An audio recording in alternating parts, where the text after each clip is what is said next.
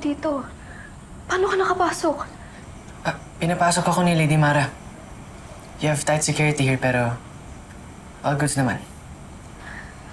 Miguel, anong kailangan mo? At nag-effort ka pa para pumunta dito. I just came here to check on how you were doing. Di ka na kasi nag-reply sa akin eh. Delivered zone ka din kay Zion. Ayaw mo na ba kaming kausap dahil umamin kami sa'yo? I'm worried, Angel. I feel like we're being a burden. We're sorry. It wasn't our own intention to hurt you. Miguel, wala naman akong problema. Wala rin akong sama ng loob sa inyo. Pero sorry kung tinakbuhan ko kayo last time, ha? Hindi pa kasi ako ready harapin yung mga feelings nyo.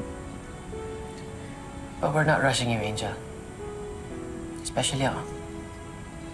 I just said what's needed to be said. And I'm willing to wait and accept whatever your decision is. What's important now is for you to be okay. Okay lang talaga ako, Miguel. Umuwi ka na. Angel, okay ka lang ba talaga? Angel, I'm always here.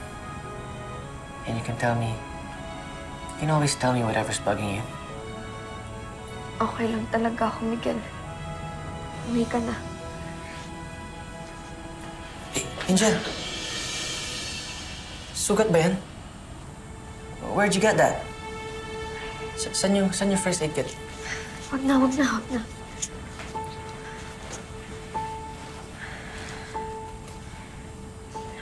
May aaminin ako sa'yo, Miguel. Miguel, hindi talaga ako okay. Si Tita Serena, sinasaktan niya ako. Ginagamit niya ako para makuha lahat ng gusto niya. Para hindi siya hiwalayan ni tatay. Si Mama Bebe. Si Lolo Sammy. Tsaka si Tita Charmaine. Pinadukot niya din sila. Hawak ni Tita Serena yung buhay nila.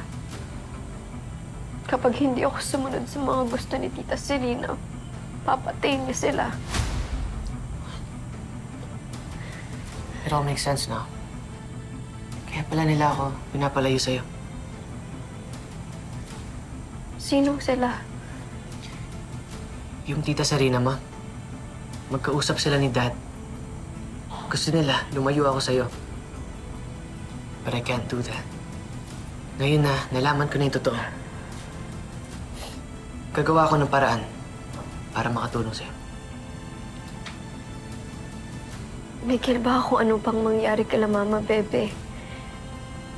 Sa ngayon, kailangan ko munang sumunod kay Tita Serena. Hanggat hindi ko pa sila nakikita at nami-make sure na okay pa sila. Don't worry, Angel. I understand. Remember that time sa library where you asked me to make a wish?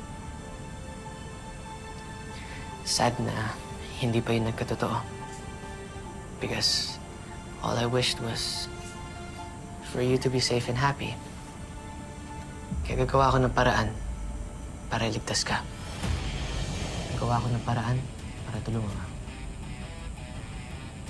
Okay? I'll do everything for you, Angel. Di na ako madadala sa takot dahil hinatid ako ng hangin. Angel?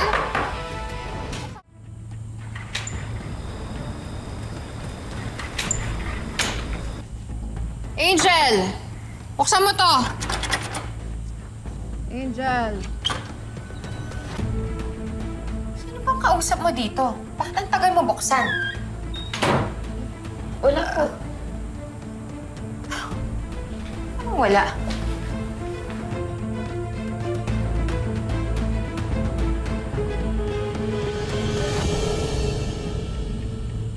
May kausap ka dito.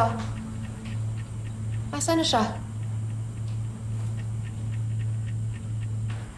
May kausap ka eh.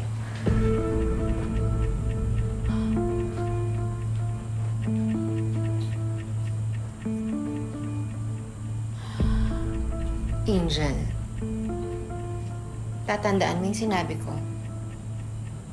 Kapag nalaman ko na nagsumbong ka, kahit kanino, hindi lang ikaw ang magsisisi. Sisiguraduhin ko na hindi makakauwing buhay ang lola sabi mo, ang mama bebe mo, at pati si Charmaine.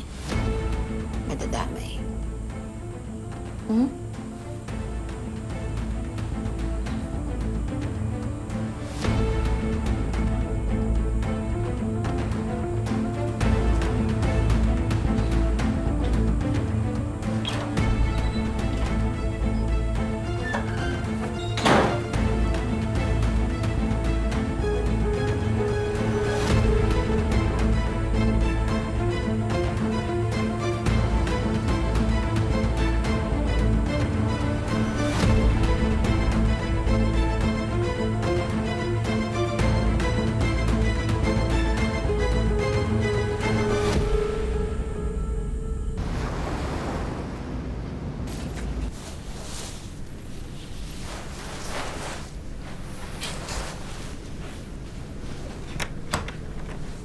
Where do you think you're going?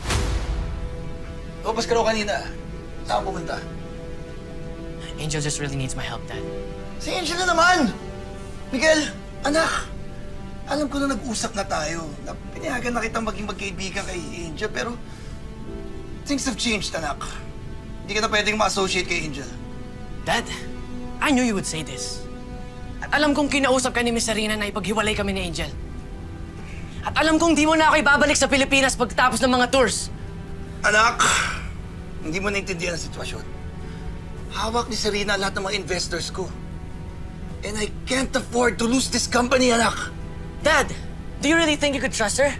Minamanipulate niya lahat ng tao sa paligid niya. At kasama ka ron. Sinabi sa akin ni Angel lahat ng ginawa ni Miss Serena sa kanya. I need to save her. Ayoko siyang mapahamak. Angel is in danger. No! You stop meddling in Angel's life! Layuan mo na si Angel! Anak! Layuan mo si Angel! Dad, please don't do this! Tawa mo! Shut your mouth and do what I tell you! Tito Neil, what's happening? Alam mo, Jacob, isa pa! Kundi dahil sa'yo, hindi titigas ang ulo itong anak ko! Isa kang konsentidor! Tito Neil, gusto lang naman namin na... Enough! I've spoken to your parents! You're coming with us to the US!